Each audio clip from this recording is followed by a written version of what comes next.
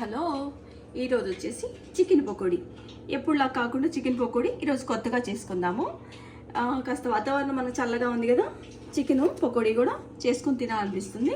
నేను ట్రై చేస్తున్నాను. ఇప్పుడు ఏంటి అన్నది మీకు చూపించడానికి నేను అన్ని రెడీగా పెట్టుకున్నాను. చూసారా, ఆనియన్స్ ఇలా కట్ చేసి పెట్టుకున్నాను, ఫాస్ట్గా అయిపోతుందని.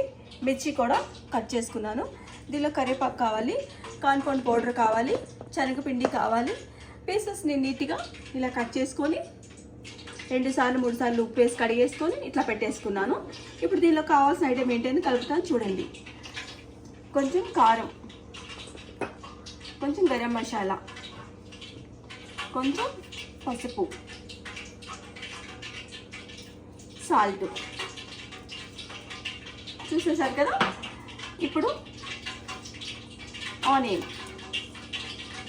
మిర్చి,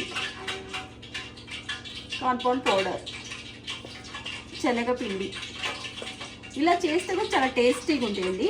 శనగపిండితో మన బజ్జీలు పకోడీలు తింటాము, ఎక్కువ తినలేం కదా, తిన్నా గ్యాస్ ప్రాబ్లం వస్తుంది. ఇలా చేసుకుని ట్రై చేయండి, ఎంత టేస్టీగా ఉంటాయో, చాలా బాగుంటాయి. ఇప్పుడు ఇదంతా నేను చక్కగా కలిపేసుకుంటున్నాను. అల్లం చిన్నులపై పేస్ట్ కూడా కొంచెం వేస్తున్నాను. ఇప్పుడు మనకైతే నీటికి ఇలా కలిపేసుకున్నాము. జీడిపప్పు కరివేపాకు వేసి కూడా నేను పకోడీ చేశాను. అదైతే కాదండి, ఇది ఆనియన్స్, మిర్చి, కరివేపాకు కలిపి వేస్తున్నాను అనమాట. ఇది చాలా టేస్టీగా ఉంటాయి. నేనైతే ఆయిల్ రెడీగా పొయ్యి మీద పెట్టేసుకున్నాను. వచ్చేసేయండి, చూసేయండి. ఆయిల్ అయితే మనకి ఫుల్గా వేడెక్కిపోయింది. ఇప్పుడు మనం ఒక్కొక్కటిగా తీసుకొని ఈ ఆయిల్లో ఇలా వేసేసుకుంటున్నామండి. కరివేపాకు మిర్చి వేసాం కదా, కాస్త చిట్టుపట్టులో అడుగుతుంది అనమాట. ఇప్పుడు ఒక 5 మినిట్స్ ఈ వాయ అయిపోయింది. అదే ఇది ఒక ఫస్ట్ రౌండ్ అయిపోతే నెక్స్ట్ వాయ వేసేసి చూపిస్తాను. అండ్ మనం ఈ చికెన్ అయితే బిఫోర్ కుకింగ్ 1 అవర్ అయితే మనం ఫ్రిడ్జ్లో పెట్టేసుకోవాలి. అండ్ చూసారు కదా, మీకు వీడియో నచ్చితే do like, share, comment and subscribe.